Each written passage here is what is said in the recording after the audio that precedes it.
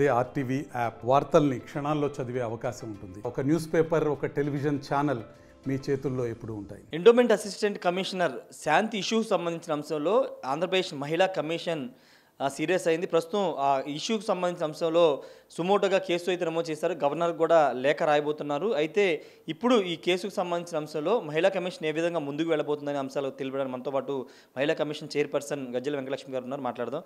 Madam, అంటే శాంతి గారు ఇంకా కోర్టుకి వెళ్ళలేదు, కోర్టులోనే తేల్చుకుంటామని చెప్పారు. మీరు సుమోటోగా ఈ ఇష్యూని తీసుకున్నామని చెప్తున్నారు. ఏం చేయబోతున్నారు మేడం? ముఖ్యంగా అండి, నేను 2-3 రోజుల నుంచి కూడా వివిధ మీడియా ఛానల్స్లో ఎండోమెంట్ అసిస్టెంట్ కమిషనర్ అయినటువంటి శాంతి ఇన్సిడెంట్ ఏదైతే ఉందో తన భర్త వివిధ మీడియా ఛానల్స్లో కూర్చొని డిబేట్స్ పెట్టడం అనేది నేను కూడా చూడడం జరిగింది. ఒక మహిళ తనకు సమస్య వస్తే తను సాల్వ్ చేసుకోవడానికి అనేకమైనటువంటి వేదికలు ఉన్నాయి. ఒక భర్త అనబడే ఎవరైతే వ్యక్తి ఉన్నాడో అతను బాగా చదువుకున్నాడు, ఒక డైరెక్టర్ పోస్ట్లో ఉన్నాడు. అతనికి తెలియదా ఉమెన్ డిగ్నిటీని డీఫ్రేమ్ చేయకూడదు అన్నది? తెలియదా సమాజంలో మహిళ ఎదగకూడదు, మహిళ ఎక్కడ కూడా సమాజంలో గౌరవంగా బతకకూడదు, వారిని ఏ విధంగా ఎంత నీచ స్థాయికి దిగజార్చే విధంగా మాటలు మాట్లాడాలో అన్ని మాటలు మాట్లాడాల్సిన అవసరం మీడియాలలో ఏమొస్తోంది అని అంటున్నా. మీడియా ఛానల్స్లో, అనేక ఛానల్స్లో మహిళలు పనిచేస్తున్నారు జర్నలిస్టులుగా. అది సంతోషించదగ్గ విషయం. నిజాన్ని నిర్భయంగా చెప్పమంటాం. శాంతి ఇన్సిడెంట్లో శాంతి తప్పు చేసి ఉంటే, ఏదైతే తన ఉద్యోగపరంగా తప్పు చేసి ఉంటే ప్రభుత్వం చర్యలు తీసుకుంటుంది, ఆమె ఉద్యోగాన్ని తీసేస్తుంది, లేదా ఆమె నుంచి రికవరీ చేస్తుంది. నేను భర్తతో విడాకులు తీసుకున్నాను, ఏదైతే నా ఎస్టీకి సంబంధించి, ట్రైబ్స్కి సంబంధించి కొన్ని చట్టాలు ఉన్నాయి, వారి యొక్క ఆచార వ్యవహారాలు ఉన్నాయి, వాటి ద్వారా మేము ఎంఓయూలు రాసుకున్నాము, మేము ఎప్పటి నుంచో విడిపోయాము, కలిసి పిల్లల కోసము కలిసి మాట్లాడుకుంటున్నామే తప్ప మేము ఎప్పుడు కలిసి ఉండట్లేదు, ఇవన్నీ చెప్తూ ఉన్నప్పుడు ఎవరికండి ఈ ఎక్స్ప్లెనేషన్ ఇవ్వాల్సింది? కోర్టులో ఇవ్వుకోవాలి. అసలు మీడియాకి ఎందుకు ఇవ్వాలి? ఇవ్వాల్సిన మేడం అంటే ఆయన మదన్ మోహన్ చాలా స్పష్టంగా చెప్తున్నారు, నన్ను బెదిరించారు, చాలామందితో బెదిరించింది శాంతి, అందుకే నేను పబ్లిక్ డొమైన్లో పెట్టాలనుకున్నాను, పబ్లిక్గానే తెలియాలనే నేను మీడియాకి ఇచ్చాను, మీడియా ద్వారానే తెలుసుకోవాలని వచ్చాను. మామూలుగా అయితే తను బెదిరిస్తుందనే వ్యాఖ్యలు కూడా చేశారు. అంతేకాదు డైవర్స్కి సంబంధించిన, మ్యూచువల్కి సంబంధించిన దాని మీద కూడా అప్లై చేసామని ఆయన చాలా స్పష్టంగా చెబుతున్నారు. అవునండి, నేను కూడా ప్రతి ఛానల్లో వచ్చే ప్రసారాలన్నీ కూడా నేను కూడా వినడం జరిగింది. మదన్ మోహన్ గారి మాట్లాడింది కూడా నేను చూశాను. అతను చాలా నిజంగా మీ ఆర్టీవీలో చూశాను రాత్రి. అతను ఎలా అంటే ఒక ఏదో తెలియని ఉన్మాదత్వంలాగా, అంటే అతను ఒక మాటను 20-30 సార్లు చెప్తూ చాలా ఇరిటేట్ అవుతున్నాడు. అసలు ఎలా అంటే అలా బిహేవ్ చేస్తున్నాడు. దాన్ని కూడా ఒకసారి మీరు తీసుకోండి. నేను ఒకటే చెప్తున్నా, మీడియా ఛానల్స్కి వస్తే న్యాయం చేయమంటే తప్పకుండా వాళ్ళకు న్యాయం జరిగే విధంగా మాట్లాడండి. మహిళా కమిషన్కు ఒక బాధితులు వస్తే కౌన్సిలింగ్స్ చేస్తున్నాం, వాళ్ళ మధ్యలో ఉన్న అపోహలను తొలగిస్తున్నాం, వారిని కాంప్రమైజ్ చేసి వాళ్ళు చక్కగా మళ్ళీ కాపురాలు చేసే విధంగా మేము ఇక్కడ కౌన్సిలింగ్స్ చేస్తున్నాం. లేదు చట్ట వ్యతిరేకమైన చర్యలకు పాల్పడింటే వాళ్ళకు పనిష్మెంట్ అయ్యే విధంగా కూడా మేము ఆర్డర్స్ ఇష్యూ చేస్తున్నాం. మరి మీడియా ఛానల్స్ కూడా నేను ఒకటే చెప్పదలుచుకున్నా, వాళ్ళ భర్త కూడా తప్పండి. మీడియా ఛానల్స్కి వెళ్ళి విడాకులు తీసుకున్న తన భార్య గురించి అంత చర్చలు పెట్టాల్సిన అవసరం ఏముంది? తన బిడ్డకు, పసిబిడ్డ, అంత చిన్న పసిబిడ్డను తండ్రి ఎవరో తేల్చాలి. అది ఎక్సా వైయా జడ్డా అంటున్నారు. ఎక్సో వైయో జడ్డో మీకెందుకు? అసలు ఆమె చెప్పాల్సిన అవసరం లేదు అంటాను. చట్టపరంగా న్యాయ పోరాటం చేస్తే నిన్ను తండ్రి, ఎవరైతే మదన్ మోహన్ తండ్రి అని ఆమె వాదిస్తే తప్పకుండా మదన్ మోహన్ నాకు డిఎన్ఏ టెస్ట్ చేసి నా బిడ్డ అవునో కాదో తేల్చుకుంటాను అనొచ్చు.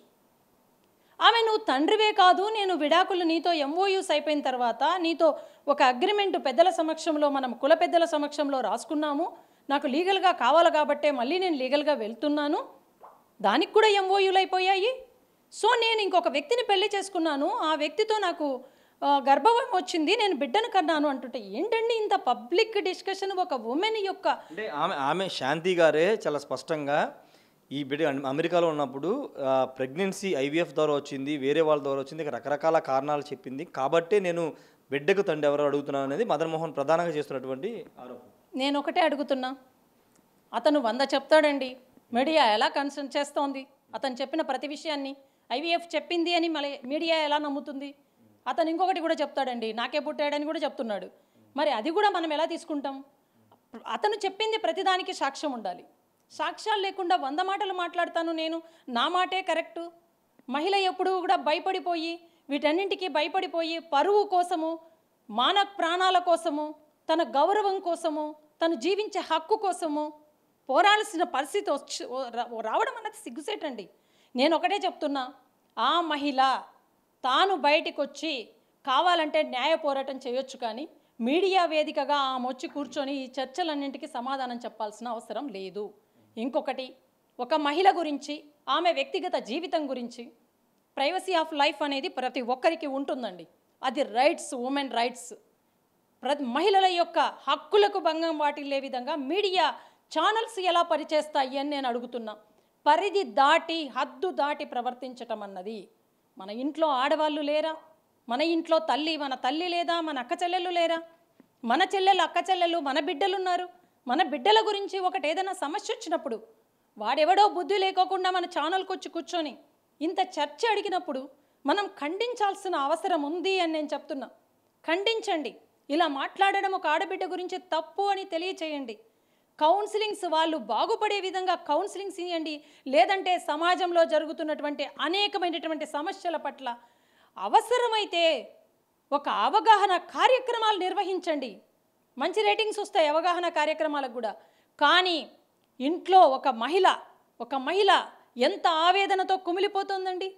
శాంతి గారు కూడా చాలా స్పష్టంగా విజయవాడలో ప్రెస్ మీట్ పెట్టి ఆమె మాట్లాడింది. ఆమెను మీడియా ఎవరిని ప్రెస్ మీట్ పెట్టమని రిక్వెస్ట్ చేయలేదు, కానీ ఆమె మీడియా ముందుకు వచ్చి అన్నీ మాట్లాడింది. సుభాషే తన బిడ్డకు తండ్రి అని ఆమె చెప్పింది. ఇక్కడ శాంతిని డిఫ్రేమ్ చేయడానికి ఎవరు ప్రయత్నించలేదు, కానీ మదన్ తీసుకొచ్చినటువంటి లెటర్ కానీ మదన్ చేసిన వ్యాఖ్యలనే అందరూ కూడా ప్రసారం చేశారు. అవును, నేను అదే చెప్తున్నానండి. ఫస్ట్ నేను కూడా మహాన్యూస్ అనే ఛానల్లో చూశాను, దాని తర్వాత TV5లో చూశాను, దాని తర్వాత ఆర్టీవీలో చూశాను, తర్వాత ఒక 5-6 ఛానల్స్లో చూశాను. నేను ఒకటే చెప్తున్నా, ఒక మహిళ బయటకు వచ్చి ప్రెస్ మీట్ పెట్టి ఏడుస్తూ, మీకు ప్రెస్ మీట్ ఎలా అర్థమైందో నాకు తెలియదు, ఒక మహిళ తాను ప్రూవ్ చేసుకోవడానికి, తాను సచ్యులురాను అని నిరూపించుకోవడానికి ప్రెస్ మీట్ పెట్టి ఏడుస్తోంది. నా జీవితం ఇది, నా లైఫ్, నేను ఇంకొకరిని ఎవరిని పెళ్లి చేసుకోకూడదు సుప్రీంకోర్టు చెప్తోందండి. వీళ్ళు ఎవరండి మీడియా కూర్చోబెట్టేసి నిలదీయడానికి? ఒక మదన్ మోహన్ కూడా ప్రెస్ మీట్ పెట్టి ఆయన కూడా కన్నీళ్ళు పెట్టుకున్నాడు, తన జీవితాన్ని నాశనం చేశారు, ఇప్పుడు 42 సంవత్సరాల వయసులో నేనేం చేయగలను ఆయన కూడా కన్నీళ్ళు పెట్టుకున్నాడు. మదన్ మోహన్ను బిడ్డలను కనేసి తల్లి దగ్గర వదిలేసి తన లైఫ్ తను బతుకుతున్నాడు. బిడ్డల బాధ్యత, పోషణ చూస్తున్నది ఎవరు? తల్లి తండ్రి ఎవరో తల్లే చెప్తుంది. ప్రతి బిడ్డకు మనం పుట్టిన తర్వాత మన తండ్రి ఎవరో నిర్ధారించేది మన తల్లి అన్నది నిజం, తండ్రి అన్నది నమ్మకం మాత్రమే. ఈరోజు ఆ తల్లి ఏదైనా సరే తన బిడ్డకు యొక్క తండ్రి ఎవరు అన్నది నాకు నిర్ధారించి చెప్పండి అని ఎవరినైనా న్యాయ సహాయం కోరితే స్పందించండి మనసుంటే. కానీ ఒక వ్యక్తి ప్రెస్ మీట్ మగవాళ్ళు పెట్టి ఇన్ని సంవత్సరాలు ఏమైపోయాడు ఇన్ని సంవత్సరాలు? బిడ్డ పుట్టి కూడా 2023లో బిడ్డ పుట్టింది. ఇప్పటి వరకు ఏమైపోయారు? ఇప్పుడు ఎందుకు తెరపైకి వచ్చాడు? ఏంటి నాటకీయ పరిణామం? మీరు కక్షలుంటే, మీరు రాజకీయాలుంటే తేల్చుకోవాలి. మహిళలను మాత్రం మీడియా మాధ్యమాలలో వారి యొక్క వ్యక్తిగత జీవితాలకు, వాళ్ళ యొక్క పర్సనల్ జీవితాలలో చొరబడిపోకండి అని మాత్రం నేను దయచేసి రిక్వెస్ట్ చేస్తున్నా. ఇలా పరిధి దాటి ప్రవర్తించటం అన్నది మహిళల యొక్క హక్కులకు భంగం వాటిల్లినట్టే, వారి యొక్క హక్కులను హరించినట్టే. కాబట్టి మహిళా కమిషన్ దీని మీదే సుమోటోగా తీసుకుంది. గవర్నర్ గారికి కూడా మేము పంపదలుచుకున్నాం. అదేవిధంగా NCW నేషనల్ కమిషన్ ఫర్ ఉమెన్కి కూడా మేము దీని మీద ఖచ్చితంగా ఇలాంటివి పునరావృతం కాకోకుండా చర్యలు తీసుకోవాలని కోరబోతున్నాం. నేషనల్ ట్రైబ్స్ కమిషన్కి కూడా మేము ఈరోజు లెటర్ పెట్టబోతున్నాం. ఒకటే మేము చెప్తున్నాం, ఎవరైనా కావచ్చు, అది ఈరోజు శాంతి కావచ్చు, రేపు ఇంకొక మహిళ కావచ్చు, ఈరోజు ఇంకొక మహిళ కావచ్చు, రేపు మన ఇండ్లలో మహిళలే కావచ్చు. బజారున పెట్టే అవసరం, బజారున పెట్టాల్సిన ఆవశ్యకత మీడియా సంస్థలకు లేదు అంటాను.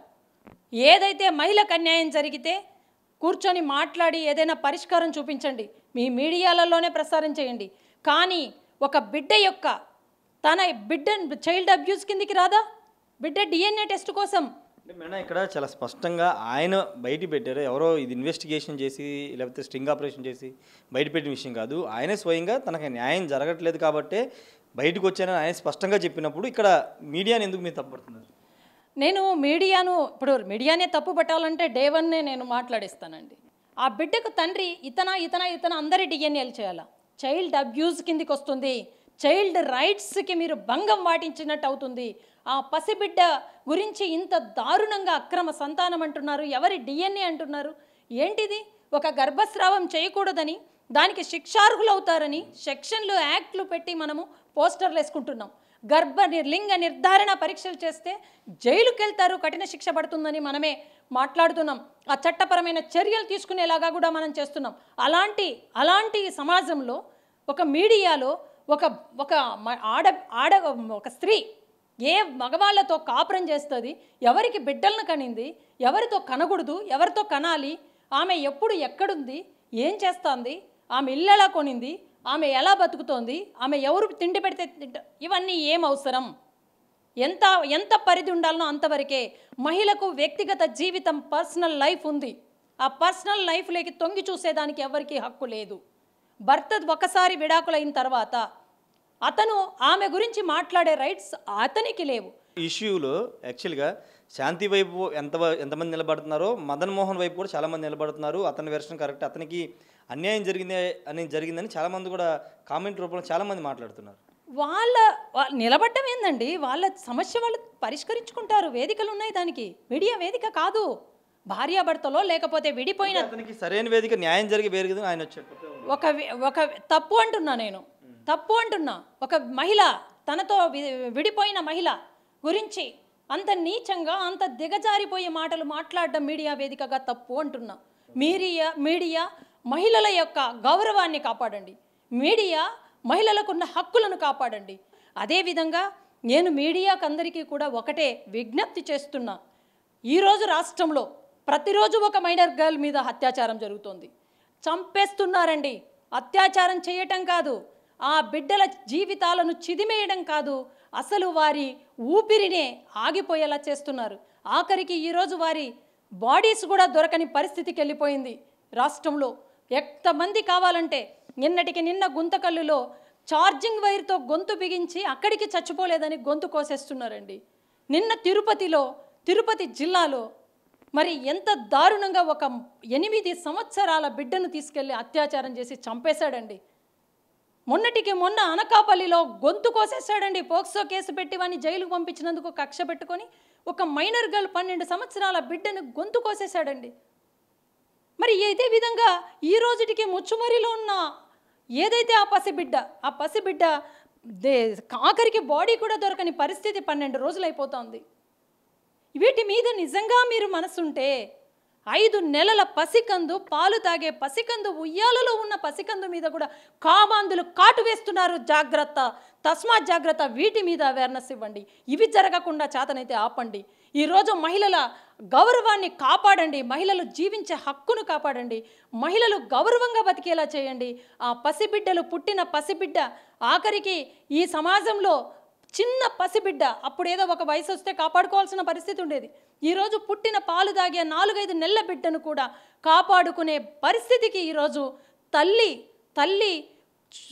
నిజంగా దుఃఖిస్తోందండి. తల్లి తన బిడ్డలను కోడి ఏ విధంగా అయితే, కోడి పెట్ట తన పొదుగులో ఏ విధంగా అయితే గుడ్ల దగ్గర నుంచి ఆ కోడి పిల్లలు మేతకెళ్ళే వరకు కాపాడుకునింది. కానీ ఈరోజు గుడ్లు కాదు, మేత కాదండి. ఆఖరికి వృద్ధురాలైనటువంటి 70-80 సంవత్సరాల ఒక మహిళ అయితే చాలు, ఒక స్త్రీ అయితే చాలు, ఒక ఆడ మనిషి అన్నది తెలిస్తే చాలు కామాంధులు, ఉన్మాదులు పైచాచికత్వం చూపిస్తున్నారు. ఇలాంటి వారికి శిక్షలు పడేలాగా ప్రయత్నం చేయండి. ఇలాంటివి జరగకుండా అవేర్నెస్ ఇవ్వండి. విచ్చలవిడితనమైనటువంటి ఈ అత్యాచారాల మీద నిజంగా మీడియా నడుం బిగించండి. అంతేకాని ఇవన్నీ మీరు చేయలేరా అంటారు రేపు మీడియాలో. మేము చేస్తున్నాం, మీరు కూడా చేయండి అని చెప్తున్నాం. సో వీటి మీద చేయండి. నేను ఒకటే, మీడియా ఛానల్స్ను తప్పులు పట్టలేదు అన్ని విషయాలలో, కేవలం మహిళల విషయాలలో హద్దు దాటొద్దండి అంటున్నా. మహిళల యొక్క వ్యక్తిగత జీవితాన్ని, వారికి ఉన్న ప్రైవసీ, వారికి ఉన్న ఏదైతే జీవించే హక్కును హరించకుండా వారికి కూడా గౌరవంగా బతికేలా చేయండి. వాళ్ళు ఏదైనా సమస్య వస్తే మదన్ మోహన్కి కానీ శాంతికి కానీ పరిష్కరించుకునేదానికి కోర్టులున్నాయి, ఇంకా చాలా చాలా వేదికలు ఉన్నాయి, కమిషన్స్ ఉన్నాయి, అతనికి కమిషన్స్ ఉన్నాయి, ఆమెకు కమిషన్స్ ఉన్నాయి, లేదా కోర్ట్స్ ఉన్నాయి, లేదా ఇంకేదైనా ఉన్నాయి. కానీ వారి యొక్క జీవితాలు ఎంతమంది టీవీ ఛానల్స్లో వాళ్ళ డిస్కషన్స్ విని ఎంత బాధపడిపోతున్నారో మహిళలు తెలుసా మీకు? రేపు మా పరిస్థితి ఏంటి అని భయపడిపోయే పరిస్థితికి ఈరోజు మహిళా లోకం వెళ్ళిపోయింది అంటే మీకు అది తెలియట్లేదు. మన ఇంట్లో సమస్య మీరు ఒక ఉదాహరణగా తీసుకోండి అంతే. మన సమస్య అలా రోడ్డున పడితే మన ఆడబిడ్డలు ఎంత బాధపడతారో. ఈరోజు శాంతి విషయంలో శాంతి ఒకటే కాదండి, నేను శాంతి ఒక్కదానికోసం మాట్లాడలేదు. ఈరోజు ప్రసారాలు వస్తున్నాయి కాబట్టి శాంతి విషయం చెప్తున్నా. ఏ మహిళ గురించి కూడా ఇలాంటి దయచేసి చర్చలు పెట్టకండి. ఖచ్చితంగా సుమోటోగా అయితే కేసు తీసుకున్నామని చెప్తున్నారు. గవర్నర్ కూడా లేఖ రాయబోతుందని చెప్తున్నారు. శాంతి ఏదైనా ఇష్యూ ఉంటే ఖచ్చితంగా బయటకు వచ్చి కాకుండా ఇది ఒక ఆడపిల్ల సమస్య కాబట్టి దాన్ని సామరస్యంగా పరిష్కరించుకోవాలని ఉమెన్ కమిషన్ చైర్పర్సన్ చెప్తున్నారు. Camera person విజయ్తో Rayesh RTV Mangalagiri నుండి. మరిన్ని వీడియోస్ కోసం ఛానల్ ని సబ్స్క్రైబ్ చేయండి. లేటెస్ట్ అప్డేట్స్ కోసం వాట్సాప్ ఛానల్ ని ఫాలో చేయండి. అండ్ లింక్ డిస్క్రిప్షన్ లో ఉంది.